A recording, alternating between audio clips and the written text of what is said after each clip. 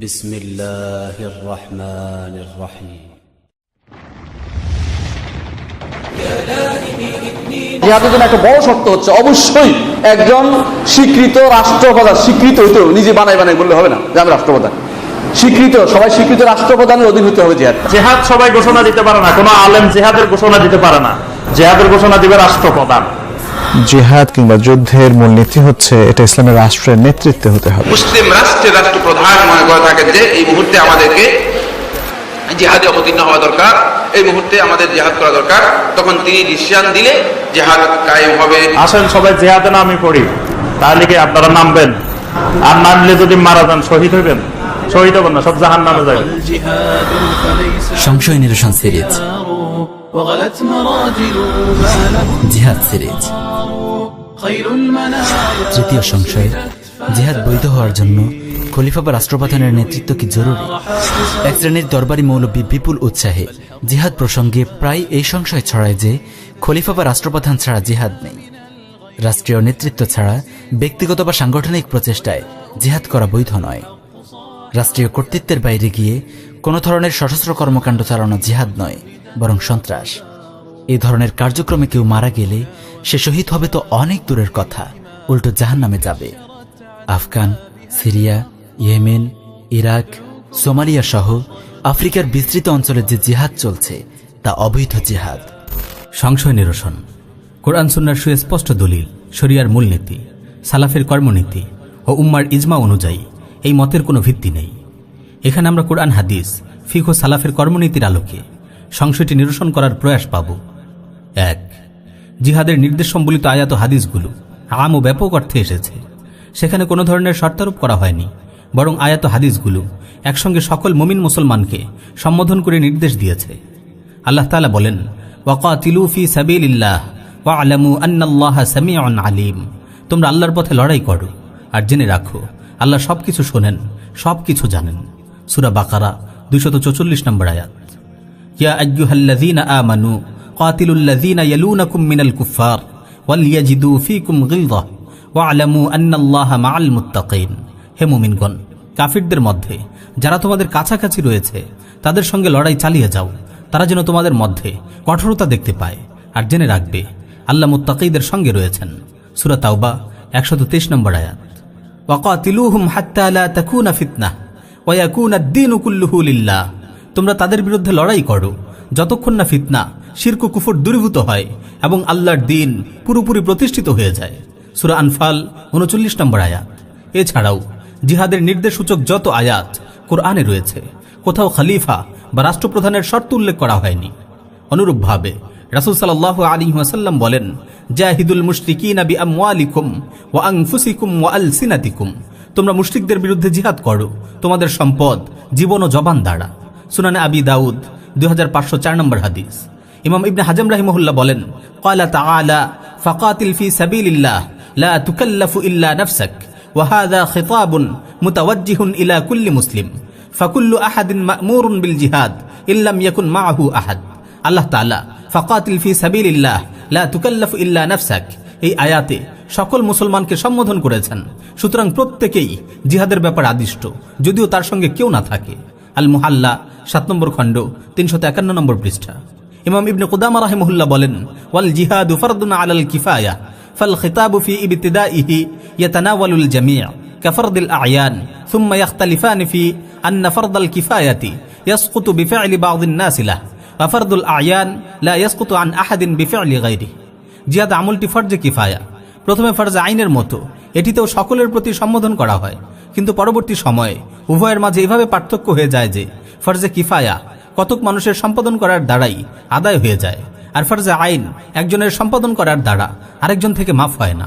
আল মুগনি 10 নম্বর খণ্ড 364 নম্বর পৃষ্ঠা।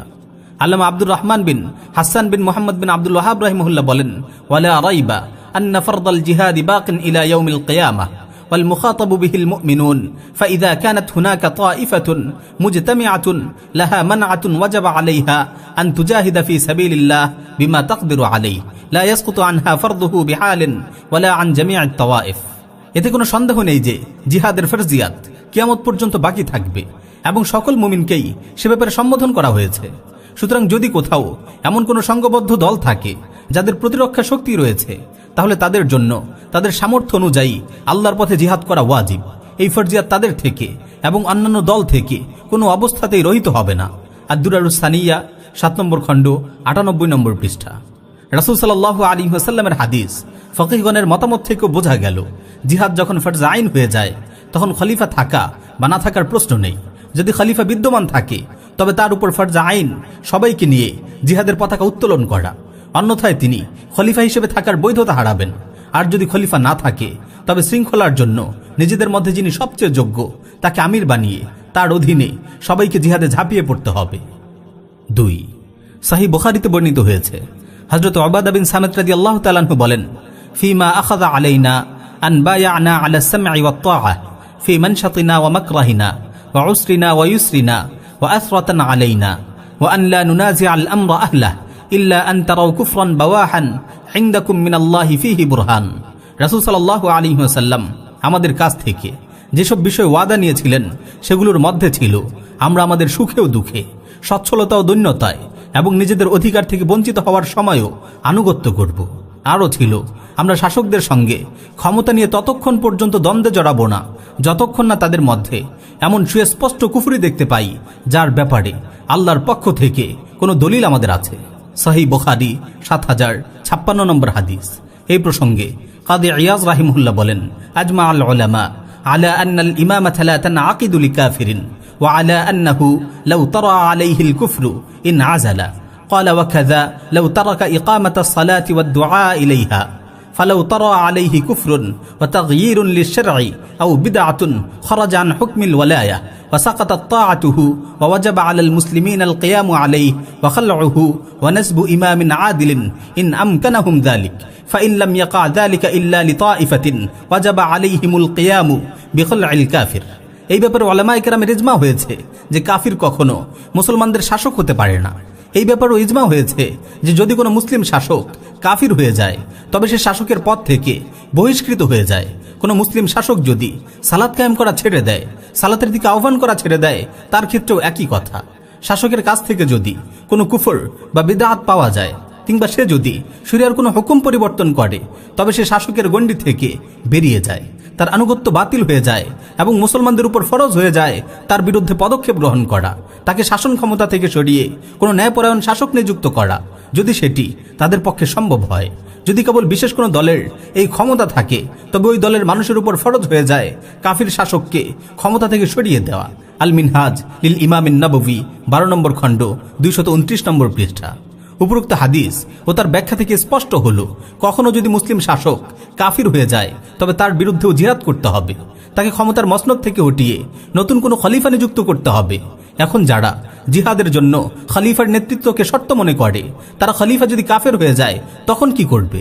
তখন তো খলিফার বিরুদ্ধেই জিহাদ করতে হবে। অতএব জিহাদের জন্য খলিফার বিদ্যমানতা ও নেতৃত্বকে শর্ত করা সুস্পষ্ট একটি বিভ্রান্তি। আর বর্তমান জামানায় যারা রাষ্ট্র ক্ষমতা দখল করে আছে তারা কি মুসলমানদের শরঈ খলিফা? প্রতিটি দেশের জন্য আবার আলাদা আলাদা খলিফা। তাদের কাছ থেকে কি প্রতিনিয়ত শত শত স্পষ্ট কুফরি পাওয়া যাচ্ছে না? তারা কি আল্লাহর শরিয়াকে পরিবর্তন করেনি? তারা কি আল্লাহর আইনকে ছুঁড়ে ফেলে মানবরচিত বিধান অনুযায়ী বিচার করছে না? সুদ, বেবিচার ও মদকে কি তারা হালাল করেনি? তারা কি জিহাদের সব পথ বন্ধ করে দেয়নি?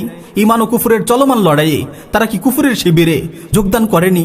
তারা জিহাদ ও মুজাহিদদের ধ্বংস করার জন্য আটঘাট বেঁধে নেমেছে। জিহাদ করার জন্য তাদের অনুমতি নিতে হবে। 3, জিহাদ 2 প্রকার। প্রথম প্রকার হলো আক্রমণাত্মক জিহাদ, আর তা হলো শত্রুভূমিতে গিয়ে আক্রমণ করা। এই প্রকারের জিহাদ শুদ্ধ হওয়ার জন্য খলিফা বিদ্যমান থাকা শর্ত নয়।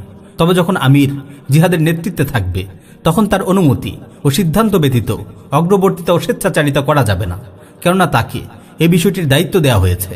তাই তার কাছ থেকে অনুমতি গ্রহণ করা ওয়াজিব। তবে তা জিহাদ শুদ্ধ হওয়ার জন্য শর্ত নয়। তার অনুমতি ছাড়া যে জিহাদ করবে সে গুনাহগার হবে ঠিকই, কিন্তু তার জিহাদ শুদ্ধ হয়ে যাবে। কেননা যদি কখনো খলিফা না থাকে বা অনুপস্থিত থাকে কিংবা নিহত হয়ে যায় তাহলেও জিহাদ চালু রাখতে হবে, বন্ধ করার বিধান নেই। ইমাম ইবনে কুদামা রাহিমাহুল্লাহ বলেন, ফাইন উদিমাল ইমাম লাম ইউআখিরিল জিহাদ লিআন্না মাসলাহাতাহু তাফুতু বিতাখিরি ওয়া ইন হাসালাত গানিমাতুন কাসামাহা আহলুহা আলা মুজাবিশ শারঈ। যদি খলিফা না পাওয়া যায় তাহলে জিহাদকে বিলম্বিত করবে না, কেননা বিলম্ব করার দ্বারা জিহাদের ফায়দা নষ্ট হয়ে যাবে। সেক্ষেত্রে যদি কোনো গনিমত অর্জিত হয় তাহলে তা শরীয়তের আহকাম মোতাবেক গনিমতের হকদারদের মাঝে বন্টন করে দিবে। আল মুগনি 10 নম্বর খণ্ড 375 নম্বর পৃষ্ঠা। সুতরাং যদি খলিফা বিদ্যমান থাকা জিহাদ শুদ্ধ হওয়ার জন্য শর্তই হতো তাহলে তা বন্ধ করে রাখা এবং খলিফা পাওয়া পর্যন্ত বিলম্বিত করা ওয়াজিব হতো এবং মুসলমানদের কল্যাণের স্বার্থে তা চালিয়ে নেওয়ার অবকাশ থাকতো না। অনুরূপভাবে গনিমত ভক্ষণও তখন বৈধ হতো না। তেমনিভাবে যখন খলিফা বিদ্যমান থাকবে ঠিকই, কিন্তু মুজাহিদদের জন্য তার কাছ থেকে অনুমতি গ্রহণ করা অসম্ভব প্রায় হয়ে যাবে, তখনও জিহাদ বিলম্বিত করা ওয়াজিব হতো। অথচ প্রয়োজনের তাকিদে খলিফার অনুমতি ছাড়াই তাদের জন্য তা চালিয়ে যাওয়া বৈধ। ইবনে কুদামা রাহিমাহুল্লাহ বলেন, ফাইন্নাহুম লা ইয়াখরুজুনা ইল্লা বিইذনিল আমির লিআন্না আমরাল হারবি মাওকুলুন ইলাইহি ইল্লা আন ইয়াতাআযযারা ইস্তিযানুহু লিমুফাজাআতি আদুওয়িহিম লাহুম ফালা ইয়াজিবু ইস্তিযানুহু লিআন্নাল মাসলাহাতা তাতাআয়্যানু ফি কিতালিহিম ওয়াল খুরুজ ইলাইহি লিতাআয়্যুনিল ফাসাদি ফি তারকিহিম। তারা খলিফার অনুমতি ছাড়া বের হবে না, কেননা যুদ্ধের বিষয়টি তার দায়িত্বে দেওয়া হয়েছে। তবে যদি শত্রুর আকস্মিক হামলার কারণে তার কাছ থেকে অনুমতি নেওয়া অসম্ভব প্রায় হয়ে যায় তাহলে তার অনুমতি গ্রহণের আবশ্যকীয়তা থাকবে না, কেননা শত্রুদের ছেড়ে দেওয়ার মধ্যে সুনিশ্চিত ক্ষতি থাকায় শত্রুর বিরুদ্ধে লড়াই করা ও জিহাদে বের হওয়ার মাঝেই মাসলাহাত বা কল্যাণ রয়েছে। আল মুগনি 10 নম্বর খণ্ড 390 নম্বর পৃষ্ঠা। সুতরাং যদি খলিফার বিদ্যমান থাকা ও তার অনুমতি গ্রহণ করা আক্রমণাত্মক জিহাদ শুদ্ধ হওয়ার জন্য শর্তই হতো তাহলে তার বিদ্যমান না থাকার সময় জিহাদ শুদ্ধ হতো না। অনুরূপভাবে বিদ্যমান থাকার সময়ও প্রয়োজনের সময় অনুমতি ছাড়া জিহাদ শুদ্ধ হতো না, কেননা শর্ত তাকে বলা হয় যার শূন্যতায়, যার জন্য তাকে শর্ত করা হয়েছিল তার শূন্যতাও আবশ্যক হয়ে পড়ে। অথচ এখানে এই দুই অবস্থায় আক্রমণাত্মক জিহাদকে ফুকাহে কেরাম নাকচ করেননি। এখান থেকে বোঝা গেল খলিফা বিদ্যমান থাকা এই প্রকারের জিহাদ শুদ্ধ হওয়ার জন্য শর্ত নয়, বরং উভয় অবস্থাতেই মূল বিবেচ্য বিষয় হল মুসলমানদের কল্যাণ নিশ্চিত করা ও ক্ষতি বিদূরিত করা, যেমনটি ইবনে কুদামা রাহিমাহুল্লাহ কারণ দর্শিয়েছেন। দ্বিতীয় প্রকার হল প্রতিরক্ষামূলক জিহাদ। এই প্রকারে খলিফা থাকাটা শর্ত কিনা তারও অধিকতর স্পষ্ট ও পরিষ্কার, কেননা এই প্রকারের জিহাদ ওয়াজিব হওয়ার জন্য কোনো শর্তই নেই, বরং প্রত্যেকের উপরই তার সাধ্যমতো প্রতিরোধ করা ওয়াজিব। সুতরাং সন্তান তার বাবার কাছে, স্ত্রী তার স্বামীর কাছে, ঋণ গ্রহীতা তার ঋণদাতার কাছে অনুমতি চাইবে না, অথচ এরা সকলেই অনুমতি ও আনুগত্যে আমিরের তুলনায় বেশি হকদার ছিল। তা সত্ত্বেও এই মুহূর্তে তাদের হক বাতিল হয়ে গেছে, কেননা জিহাদ এখন সকলের উপরই ফরজে আইন। তাই এখন খলিফার বিদ্যমানতা শর্ত হওয়া তো দূরের কথা, বরং খলিফা বিদ্যমান থাকা সত্ত্বেও তার থেকে অনুমতি গ্রহণ করা শর্ত নয়। শেখুল ইসলাম ইবনে তাইমিয়া রাহিমাহুল্লাহ বলেন, ওয়া আম্মা কিতালুদ দাফঈ আনিল হুরমাতি ওয়াদ-দীন ফাওয়াজিবুন ইজমাআন ফাল আদুউ সাইলুল লাযী ইফসিদুদ দীন ওয়াদ-দুনিয়া লা শাইআ আওজাবু বা'দাল ঈমান মিন দাফঈ ফালা ইশতারাতু লাহু শারতুন বাল ইউদফাউ বিহাসাবিল ইমকান। মুসলমানদের মর্যাদা ও দ্বীনের হেফাজতের জন্য আগ্রাসী শত্রুকে প্রতিহত করা সর্বসম্মতিক্রমে ফরজ। যে আগ্রাসী শত্রু মুসলমানদের দ্বীন ও দুনিয়া উভয়টিকে ধ্বংস করে, ঈমান আনার পর তাকে প্রতিরোধ করার চেয়ে অধিক গুরুত্বপূর্ণ কোনো ফরজ নেই। আর এর জন্য কোনো শর্ত প্রযোজ্য নয়, বরং সামর্থ্য অনুযায়ী প্রতিরোধ করতে হবে। আল ফাতাওয়াল মিসরিয়া 4 নম্বর খণ্ড 508 নম্বর পৃষ্ঠা। ইমাম ইবনে হাজম রাহিমাহুল্লাহ বলেন, ইল্লা আন ইয়ানসিলাল আদুউ বিকওমিন মিনাল মুসলিমিন ফাফরদুন আলা কুল্লি মান ইউমকিনুহু ইয়ানাতুহুম আন ইয়াকসিদাহুম মুগাইসান লাহুম। তবে যদি শত্রুরা মুসলমানদের কোনো জনগোষ্ঠীর উপর আক্রমণ করে বসে তাহলে তাদেরকে সাহায্য করতে সক্ষম প্রত্যেকের উপর তাদের সাহায্যার্থে তাদের উদ্দেশ্যে যুদ্ধযাত্রা করা ফরজ হয়ে যায়। ইমাম আবু বকর জাসসাস রাহিমাহুল্লাহ বলেন, ওয়া মা'লুমুন ফি ই'তিকাদি জামি'আল মুসলিমিন আন্নাহু ইযা খাফা আহলুস সুগুরি মিনাল আদুওয়ি ওয়া লাম তাকুন ফীহিম মুকাওয়ামাতুন লাহুম ফাখাফু আলা বিলাদিহিম ওয়া আনফুসিহিম ওয়া যারারিজিহিম আন্নাল ফারদা আলা কাফাতিল উম্মাহ আন ইয়ানফিরু ইলাইহিম মান ইয়াকুফ আদিয়াতাহুম আনিল মুসলিমিন ওয়া হাযা লা খিলাফা ফীহি বাইনাল উম্মাহ। সমস্ত মুসলমান পরম বিশ্বাস এই কথা জানে যে যখন সীমান্তবাসীরা শত্রুর পক্ষ থেকে আক্রমণের আশঙ্কা করে এবং তাদের কাছে প্রতিরোধ ক্ষমতা না থাকার ফলে তারা নিজেদের জান, সন্তান ও শহর নিয়ে শঙ্কাবোধ করে, তখন সমগ্র মুসলিম উম্মার উপর শত্রু অভিমুখে অভিযাত্রা করে মুসলমানদের থেকে তাদের জুলুম প্রতিহত করা ফরজ হয়ে যায়। আর এই ব্যাপারে উম্মার কারো মাঝে কোনো দ্বিমত নেই।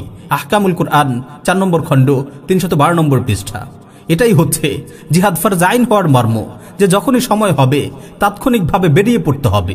সুতরাং যদি তা শুদ্ধ হওয়ার জন্য কোনো শর্ত থাকতো, যেমন খলিফা বিদ্যমান থাকা বা তার অনুমতি গ্রহণ করা, তাহলে শত্রুরা মুসলমানদের উপর আক্রমণ করার সময় কখনোই জিহাদ ফরজ আইন হতো না। অথচ উম্মার কোনো ফকিহি এই কথার প্রবক্তা নন। এই কারণেই ইমাম মাওয়ার্দি রাহিমাহুল্লাহ বলেন, ফরদুল জিহাদি আলাল কিফায়া ইয়াতাওয়াল্লাহুল ইমাম মা লাম ইয়াতাআয়্যান। ফরজে কিফায়া জিহাদ পরিচালনা করবেন খলিফা, যতক্ষণ না তা ফরজ আইন হয়ে যায়। আল ইকনা 175 নম্বর পৃষ্ঠা। এই আলোচনা থেকে স্পষ্ট হয়ে গেল, জিহাদ আক্রমণাত্মক হোক বা আত্মরক্ষামূলক, কোনো প্রকার জিহাদ শুদ্ধ হওয়ার জন্য খলিফার বিদ্যমানতা শর্ত নয়। বিশেষ করে আত্মরক্ষামূলক জিহাদে খলিফার শর্ত জুড়ে দেয়া ভয়াবহ গুমরাহি। 4. ফিখের কিতাবাদিতে সংশ্লিষ্ট অধ্যায়ে জিহাদ ওয়াজিব হওয়ার শর্ত, জিহাদ কার উপর ওয়াজিব হবে এবং কখন ওয়াজিব হবে সব বিষয় আলোচিত হয়েছে, কিন্তু সেখানে খলিফা বিদ্যমান থাকাকে শর্ত করা হয়নি। বুখারীর বর্ণনা এসেছে, মা বালু আকওয়ামিন ইয়াশতারিতুনা শুরুতান লাইসাত ফি কিতাবিল্লাহ মান ইশতারাতা শারতান লাইসা ফি কিতাবিল্লাহ ফালাইসা লাহ ওয়া ইন ইশতারাতা মিআতা শারতিন। লোকদের কি হলো, তারা এমন সব শর্ত আরোপ করছে যা আল্লাহর কিতাবে নেই। যে ব্যক্তি এমন শর্ত আরোপ করে যা আল্লাহর কিতাবে নেই, সে ওই শর্তের হকদার হবে না, যদিও সে 100 শর্ত আরোপ করে। সহিহ বুখারী 2735 নম্বর হাদিস।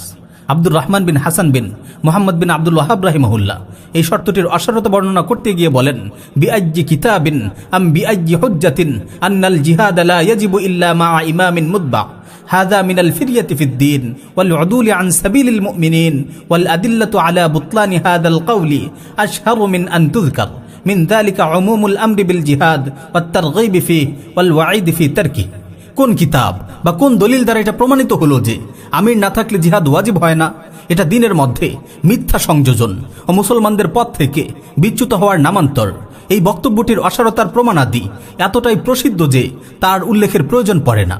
তন্মধ্যে একটি হলো জিহাদের আদেশ, উৎসাহমূলক আয়াত ও হাদিসগুলো এবং জিহাদ ত্যাগের নিষেধ ও হুঁশিয়ারিমূলক আয়াত হাদিসগুলোর ব্যাপকতা। আদ-দুরারুস সানিয়া 7 নম্বর খণ্ড 97 নম্বর পৃষ্ঠা। সুতরাং জিহাদ কিয়ামত পর্যন্ত চলবে, যে খলিফা বিদ্যমান থাকুক বা না থাকুক।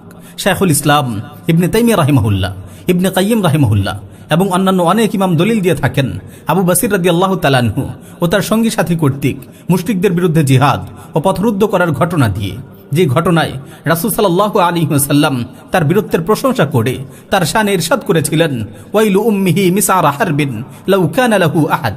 তার মায়ের জন্য আফসোস, সে তো দেখছি যুদ্ধের আগুন জ্বালিয়ে দিয়েছে। তার যদি কোনো সাহায্যকারী থাকতো।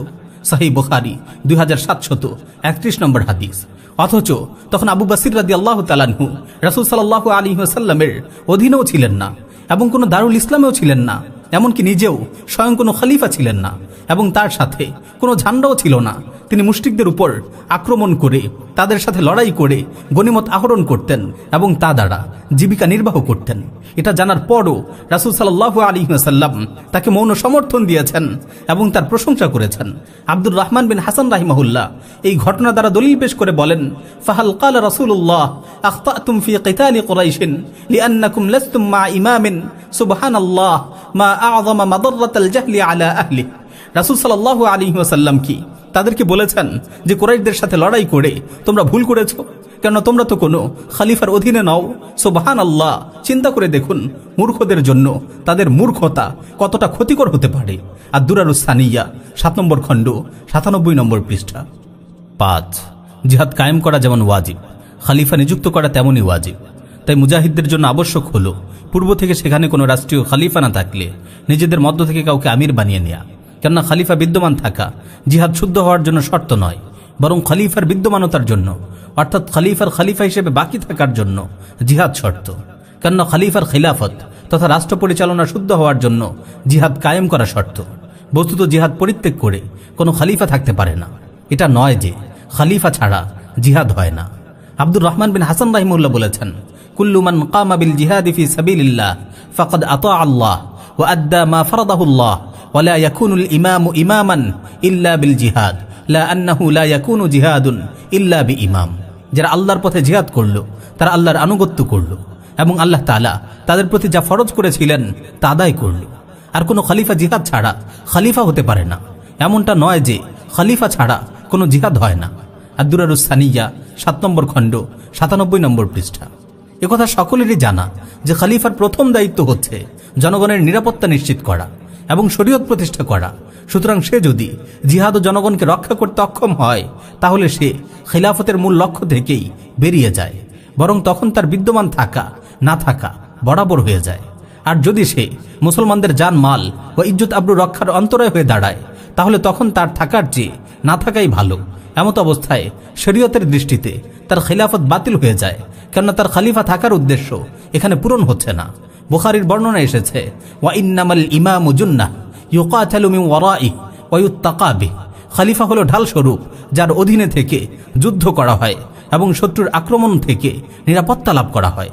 সহিহ বুখারী 2957 নম্বর হাদিস। তাই খলিফা এজন্য নিযুক্ত করা ওয়াজিব যেন সে ঢাল ও প্রতিবন্ধক হয়ে জনগণকে রক্ষা করতে পারে এবং জনগণ তার অধীনে থেকে লড়াই করতে পারে। পক্ষান্তরে সে যদি মুসলিমদের বদলে শত্রুদের ঢাল হয় তাহলে তো সে জাগতিকভাবে মুসলমানদের খলিফা হিসেবে বাকি থাকলেও শরীয়তের দৃষ্টিতে কিছুতেই খলিফা থাকতে পারে না। 6 সহিহ মুসলিমের বর্ণনা এসেছে, লা তাযালু তাইফাতুম মিন উম্মতি ইউকাতিলুনা আলাল হক যাহিরিনা ইলা ইয়াউমিল কিয়ামাহ। আমার উম্মতের একদল লোক সত্য দিনের উপর প্রতিষ্ঠিত থেকে বাতিলের বিরুদ্ধে লড়তে থাকবে। সহিহ মুসলিম 412 নম্বর হাদিস। এই হাদিসে বর্ণিত একদল লোক বলতে মুজাহিদিনে কিরাম উদ্দেশ্য। একথা বলাই বাহুল্য যে একটি দল মানে জাতির কতিপয় লোকই হবে, পুরো জাতি নয়। আর তাদের জিহাদ ও বিজয় সেক্ষেত্রে জাতীয় খলিফা ব্যতীতই হয়ে থাকবে, কেননা খলিফা যদি তাদের সাথে থাকতোই তাহলে তো খলিফার অনুগামী হয়ে পুরো জাতীয় তাদের সাথে থাকতো, আর সেক্ষেত্রে তো জাতির তুলনায় এই দলটির আলাদা কোনো বৈশিষ্ট্য রইল না।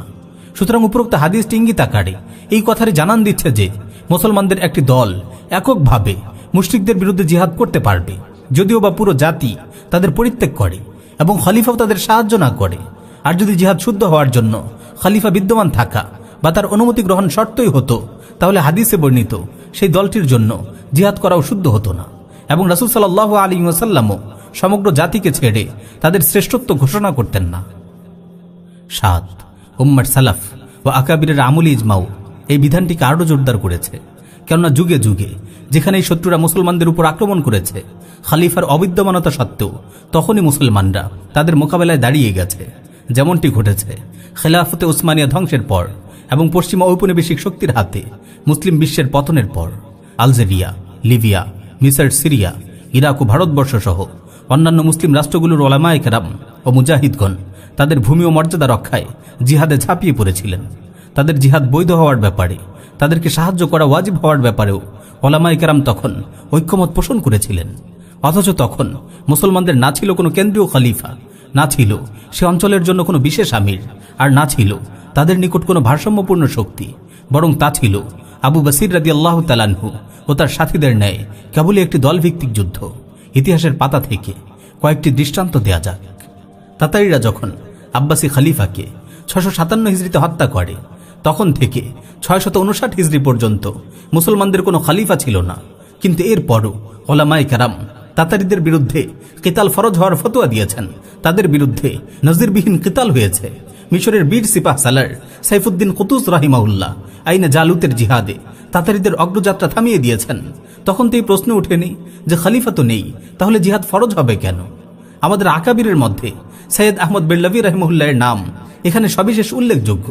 ইজহাব্বাত রিহুল ইমান গ্রন্থে বর্ণিত হয়েছে যে ইংরেজ, শিখ ও মারাঠা বাহিনী যখন ইসলামকে চিরতরে নিশ্চিহ্ন করে দিতে উদ্যত হয় এবং মুসলমানদের ব্যাপক হারে নিধন করতে শুরু করে, তখন সৈয়দ আহমদ বেল্লাভী রাহিমাহুল্লাহ মুসলমানদের সংগঠিত করতে লেগে যান।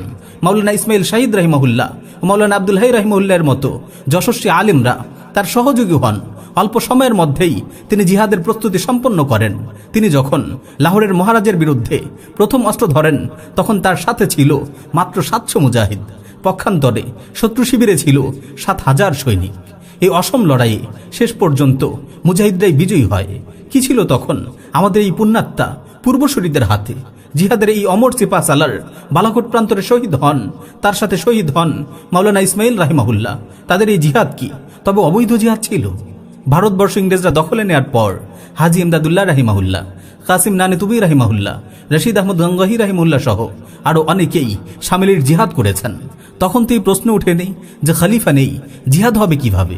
আফগানিস্তানে রাশিয়ার বিরুদ্ধে কিতাল হয়েছে 15 বছর, তখন তো কোনো খলিফা ছিল না। আজ যারা বলছে ইমাম ছাড়া জিহাদ নেই, তারাই তো তখন আফগান জিহাদ নিয়ে গৌরব করত। কিন্তু আজ যখন তাদের বন্ধু দেশ আমেরিকার বিরুদ্ধে জিহাদ শুরু হয়েছে, তখন ফতোয়া পাল্টে গেছে। শাসকের নীতির সাথে দরবারে আলেমদেরও নীতি পাল্টেছে। আবার আজ যখন তারা আফগানের মুজাহিদদের বিজয়ের আভাস দেখতে পাচ্ছে, তখন আবার এমন একটা ভাব করছে যেন তারা তালিবানদের সমর্থন করে।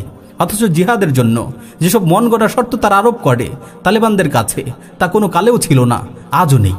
মোল্লা অমর রাহিমুল্লাহ যখন জিহাদ শুরু করেন, তখন না খিলাফত ছিল, না খলিফা ছিল, না কোনো শাসকের অনুমতি তিনি নিয়েছিলেন, বরং বিবাদমান জালিম মুসলিম শাসকদের বিরুদ্ধেই ছিল তার জিহাদ। তাদের এই সুস্পষ্ট দ্বিমুখী আচরণ দেখে আশ্চর্য না হয়ে উপায় কি? শেষ কথা, কাফির শত্রু যখন কোনো মুসলিম ভূখণ্ডে আক্রমণ করে বসে, তখন তাদের বিরুদ্ধে লড়াই করাটা কখনো ফিতনার লড়াই হতে পারে না। এমন কথা উম্মতের ওলামায়ে কেরামের কেউই বলেননি। বরং প্রকৃত ফিতনা হচ্ছে সেই সময় লড়াই পরিত্যাগ করা এবং তাদেরকে প্রতিরোধ না করা। ফিতনা হলো মন গড়া বিভিন্ন শর্ত জুড়ে দিয়ে উম্মতকে জিহাদ থেকে বিরত রাখা। ইমাম ইবনে হাজম রাহিমাহুল্লাহ বলেন, ওয়ালা ইসমা বাদাল কুফরি আযমু মিন ইসমি মান নাহা আন জিহাদিল কুফার ওয়া আমারা বিইসলামি হারিমিল মুসলিমিনা ইলাইহিম। যে ব্যক্তি কাফিরদের সাথে জিহাদ করতে নিষেধ করে এবং পবিত্র স্থানগুলোকে তাদের নিকট সমর্পণ করার জন্য আদেশ করে, কুফুরির পর এই ব্যক্তির গুনার চেয়ে বড় আর কোনো গুনাহ নেই। আল মুহাল্লা 7 নম্বর খণ্ড 339 নম্বর পৃষ্ঠা। যেমনি ভাবে শাইখুল ইসলাম ইবনে তাইমিয়া রাহিমাহুল্লাহ বলেন, ফাল আদুউ সাইলুল্লাযী ইউফসিদুদ-দীন ওয়াদ-দুনিয়া লা শাইআ আউজাবু বা'দাল ঈমান মিন দাফ'i। ঈমান আনার পর দিন ও দুনিয়া বিধ্বংসী আগ্রাসী শত্রুর প্রতিরোধের চেয়ে বড় কোনো ফরজ নেই। আল ফাতওয়া আল মিসরিয়া 4 নম্বর খণ্ড 508 নম্বর পৃষ্ঠা। আল্লাহ তাআলা আমাদের সবাইকে বোঝার তৌফিক দিন। দরবারি মোল্লাদের গোমরাহি থেকে আমাদের ঈমান আমলকে হেফাজত করুন। আমিন ইয়া রাব্বাল আলামিন।